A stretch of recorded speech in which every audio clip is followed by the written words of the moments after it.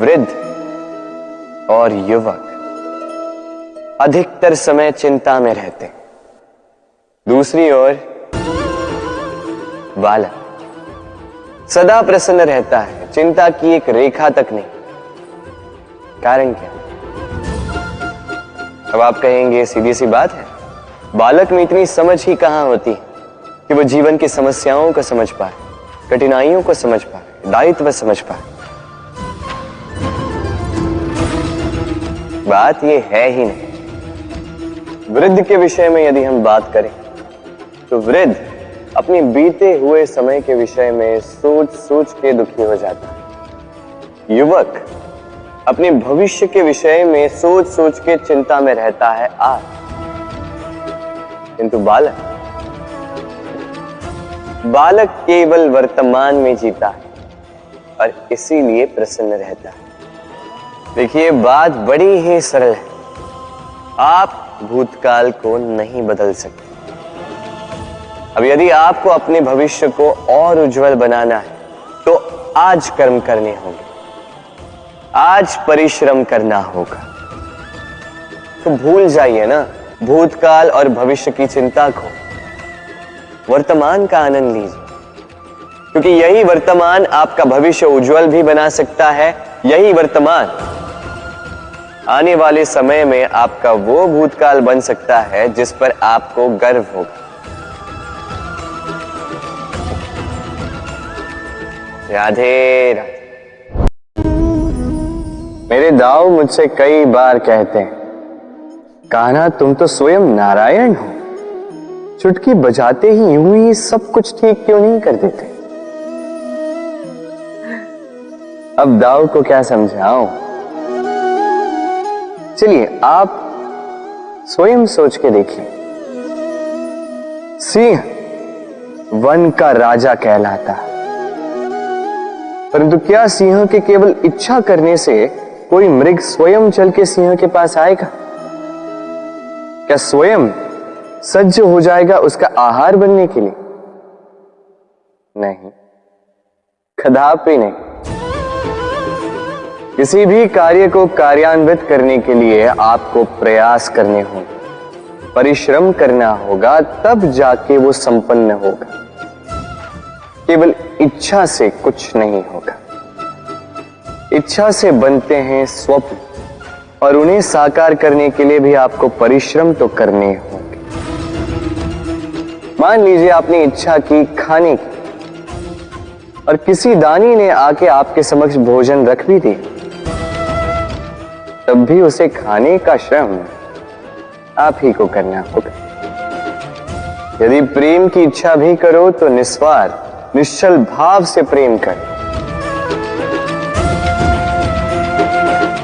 देखिए, आप स्वप्न में तो उड़ सकते हैं, किंतु आपको जीना तो धरातल पर ही पड़ेगा।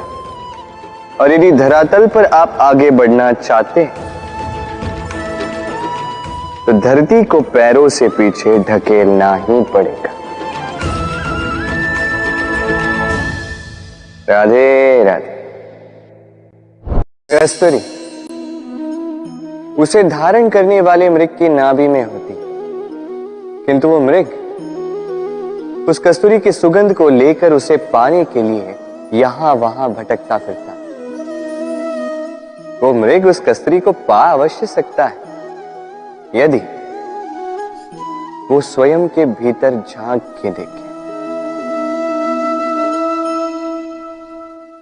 अब देखिए, सुर बांसुरी के भीतर ही होते हैं, बस आवश्यकता है तो उसे खोजने के प्रयास की,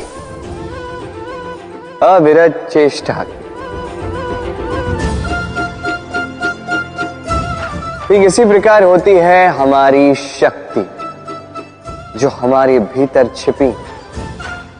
सोचिए, जब परमात्मा स्वयं हमारे भीतर है तो हम उन्हें बाहर क्यों ढूंढें? हम स्वयं के भीतर तब झांकते हैं जब दूसरों से सहायता की अपेक्षा ही समाप्त हो जाती। तो जीवन में किसी की सहायता के लिए आस लगाए मत बैठिएगा, स्वयं अपना सहायक बने।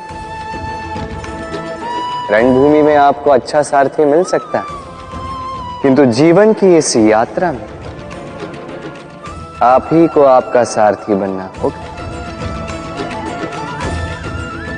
राधे राधे।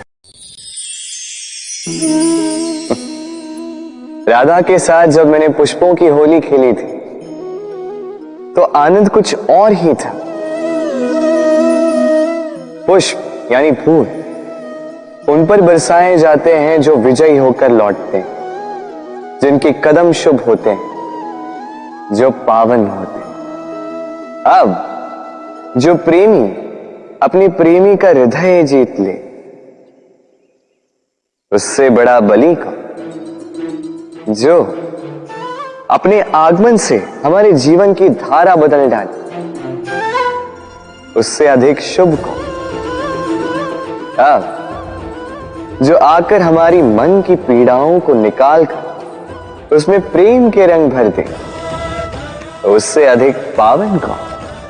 तो हर वो व्यक्ति जो आपके लिए प्रिय है, जिनसे आप प्रेम करते हो, फिर चाहे वो आपकी मां, बाबा, मित्र, भाई बहन, गुरु, उन पर पुष्प वर्षा ना केवल आपको हर्षाए बल्कि उनके मन को भी उल्लासित कर दे, क्योंकि रंग के साथ जब सुगंध मिल जाए तो आनंद 2 गुना नहीं 100 गुना हो जाता है। राधे राधे। इस फल को देख रहे हैं आप? सब जानते हैं कि इस फल से निकला बीज एक नए वृक्ष को जन्म देगा। जो नया वृक्ष इसी प्रकार के फलों को जन्म देगा। परंतु क्या कभी आपने ये सोचा, फल और बीज का संबंध इतना गहरा है, किंतु वृक्ष की जड़ों और वृक्ष की शाखाओं में इतनी दूरी क्यों है? क्योंकि दूरी आवश्यक है। यदि आप किसी को अपने साथ सदा सदा के लिए रखना चाहते हैं तो उनसे दूरी समय समय पर आवश्यक है, क्योंकि ये दूरी ही है जिसके कारण आपको आपके साथी के महत्व के विषय में ज्ञात होता है। ये दूरी ही है जिससे आपको और प्रेरणा मिलती है कि उनसे फिर से मिले। इसलिए स्मरण रखिएगा, दूरियां कदापि बुरी नहीं होती। फल से बीज की ये दूरी ही नए फलों के निर्माण का कारण बनती है। प्रेम की असली परख होती है इन दूरियों से। तो दूरियों से भी प्रेम करें और प्रेम से कहें राधे राधे।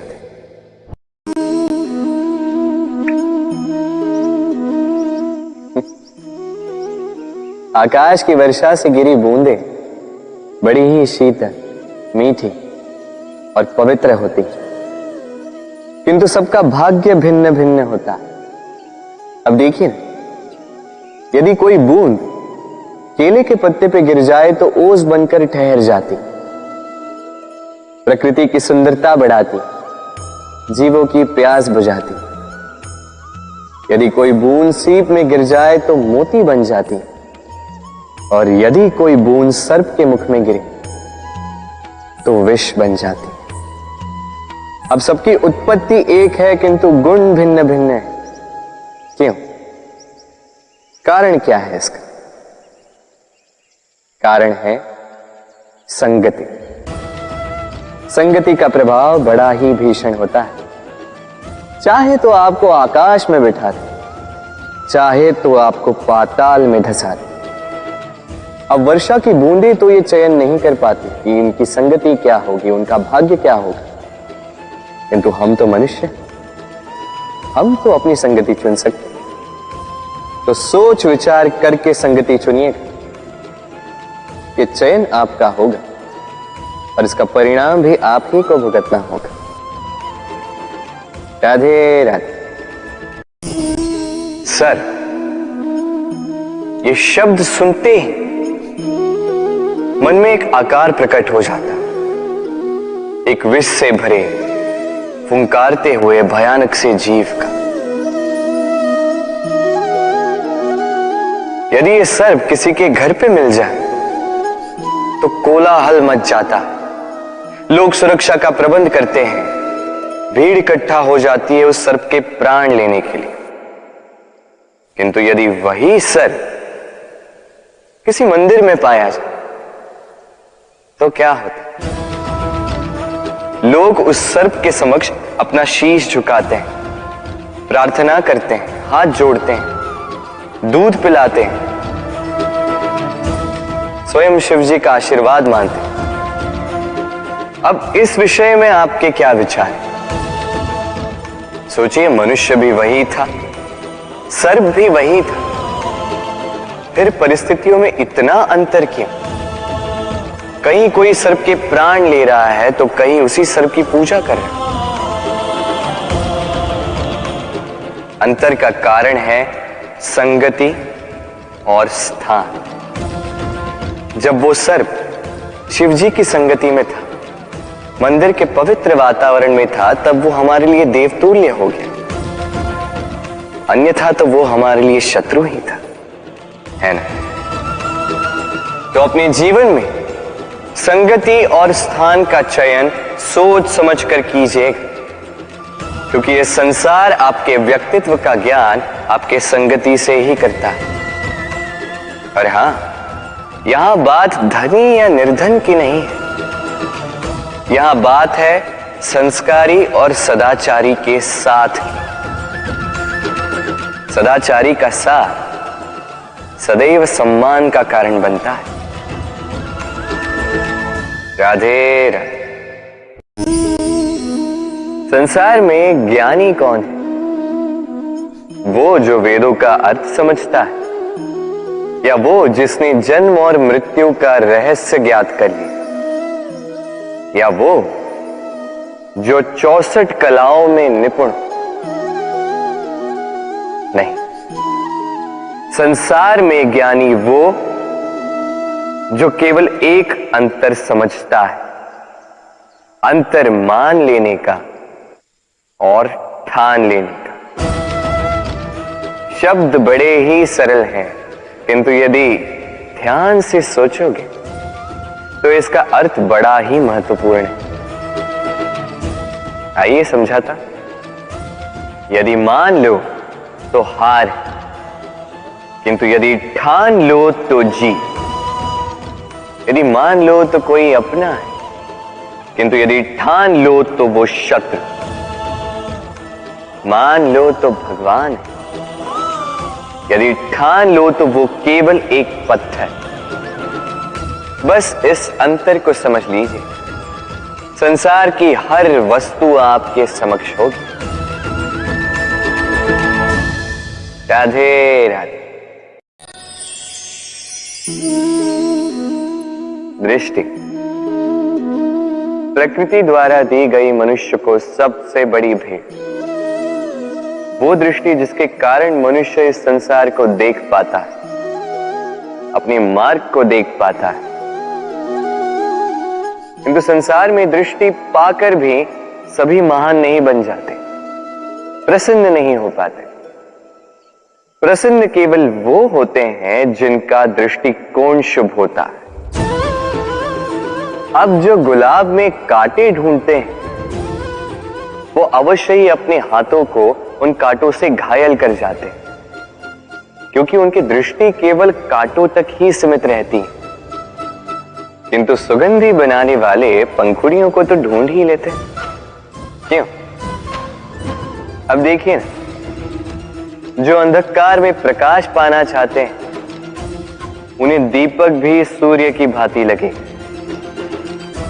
किंतु जो कमियां निकालना चाहते हैं, उन्हें दीपक के तल में भी अंधकार छिपा मिले। जो प्रेम पाना चाहते हैं, वो परायों में भी स्नेह ढूंढ ही लेंगे, अन्यथा किसी को पाकर भी उनसे अनजान रहने वालों की कमी नहीं। दृष्टि हमें दिखाती है, किंतु दृष्टिकोण हमें वो दिखाता है जो हम देखना चाहते हैं। जो आपकी सोच होगी वही सच बनकर आपके समक्ष आए, इसलिए आपके विचार शुभ रखिए और प्रेम से कहिए राधे राधे।